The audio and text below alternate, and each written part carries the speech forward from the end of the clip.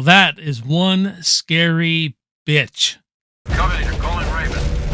Payback time. Come on! Come with me if you want to live. You just don't turn it off! After her sex offender husband gets caught in the act and kills himself, an embittered pregnant widow loses her child and embarks on a mission of vengeance against one of her husband's victims and the woman's family. Welcome back to the channel, everyone. My name is Jason. You're watching Backtrack Cinema, and welcome to my review of The Hand That Rocks the Cradle. So guys, it's February. We're going to start doing 90s thrillers this month. Hopefully I can get a few out. I'm aiming for just 4 this month. If I get more, that's okay. But this movie was like a first-time watch, man. I know I saw it back in the day. I think my wife and I watched it a few years ago, but honestly, it's been a while. It's been a while since I watched this one. And my goodness, does it ever hold up well, man. This movie just has tension, suspense, very well written, very well acted from everybody. And I'm just floored by this movie because I don't think enough people talk about The Hand That Rocks the Cradle. It has its reputation, it has its fans, but when we think of thrillers, man, I don't know. This one just really holds up well. So The Hand That Rocks the Cradle was released in 1992, directed by Curtis Hanson, starring Annabella, Sciorra, Rebecca De Mornay, Matt McCoy, and Ernie Hudson. One thing I noticed when I was watching this at the opening credits is written by a woman, and you can tell because some moments, some scenes in this thing, you're like, this is definitely from the perspective of a woman, you know what I mean? And Amanda Silver shows up, written by Amanda Silver, and I recognize the name, but I'm like, where do I know her from? So I did my research. Then you realize she's the writer of Rise of the Apes, so she has her hands in on the Apes trilogy. Avatar 2. She wrote Eye for an Eye, you know, the one with Sally Field and Kiefer Sutherland. This is like a solo writing credit. Let me tell you, she knows how to write a fucking film, man. This girl leaves no rock unturned. I will say, I think the biggest strength of this movie, it's his writing. A lot of times when you watch these movies, you're looking for those plot holes. You're looking for continuity errors. You're looking for arcs that aren't completed, or, you know, where it happened to this person. She doesn't do any of that. And with Curtis Hanson's great directing, these two just made a great pair for a great movie. I like how every character motive makes sense. I love how there's no annoying characters. Every decision the characters are making is just. Every use of foreshadowing they do is handled correctly. The writing is just really, really on point. I really love the setup of this film where our lead, Claire, you know, she's pregnant, she's having a baby.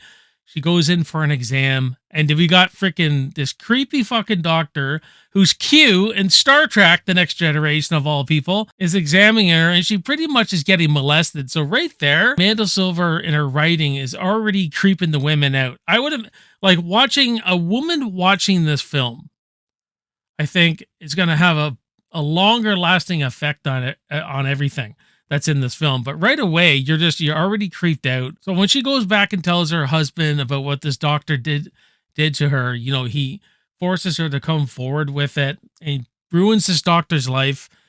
He ends up committing suicide. And the wife is Rebecca De Mornay, who we know as Peyton in the film. And she ends up losing her baby because he committed suicide. Her life insurance is all tied up. So she's pretty much penniless for all intents and purposes. And it's just a revenge obsession story of taking it out on this woman's family, Claire's family. And little by little, she becomes the nanny, and little by little, she just rips her family away, you know, rips the baby away from her, rips the little girl away from her, tries to rip the husband away from her best friends. So Claire feels like she's almost like a stranger to her own family.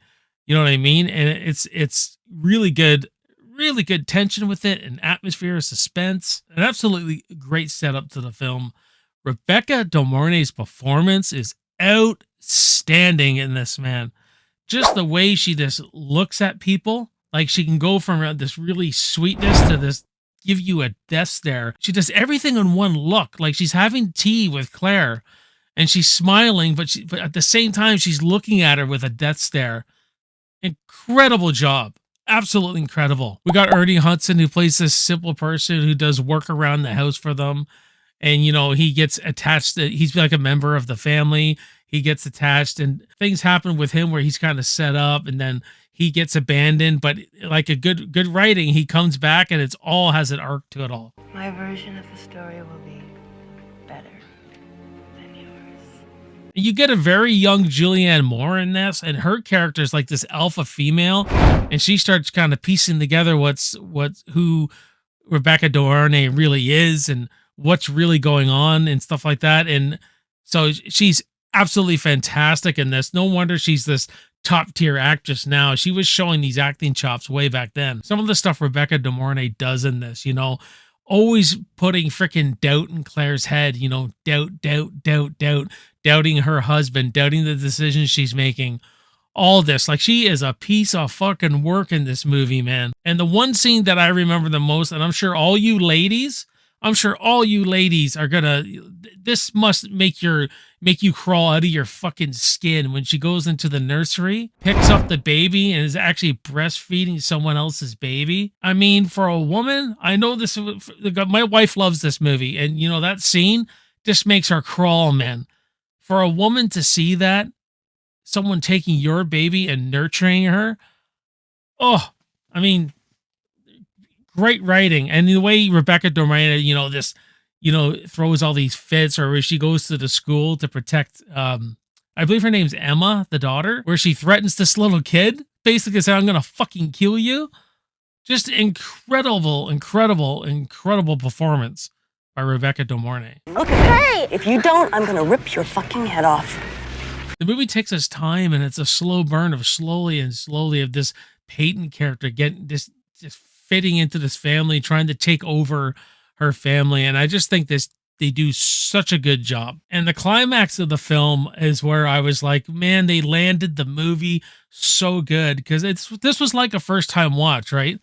And a lot of the stuff they foreshadowed at the beginning, and I go, that's got to come into play at the end. When they have this final climax in the house, and Rebecca De Mornay's character's full on freaking psycho mode now.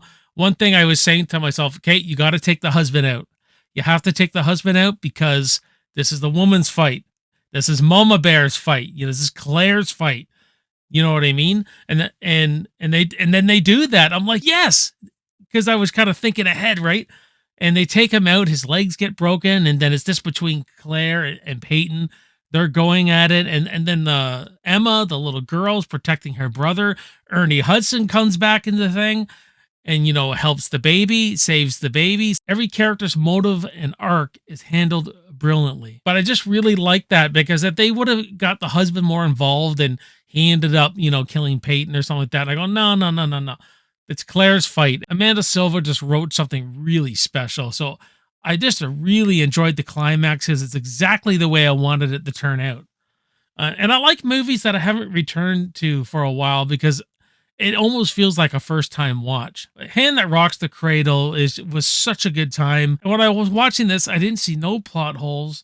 Motives, characters, all handled correctly.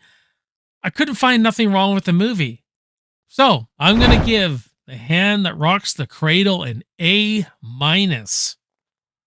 But what about you? Am I out to lunch on that score, or do you think this movie is just as good as I think it is? Let me know in the comments. We'll have a great discussion on The Hand That Rocks the Cradle. I'm excited to bring you guys more 90s thrillers, and I really thank you for watching. If you're new to the channel, like, subscribe, share the videos, guys, if you can. It really helps the channel out a lot. My name is Jason. You're watching Backtrack Cinema. I'll see you next time, and I'll see you in the movies. Cheers.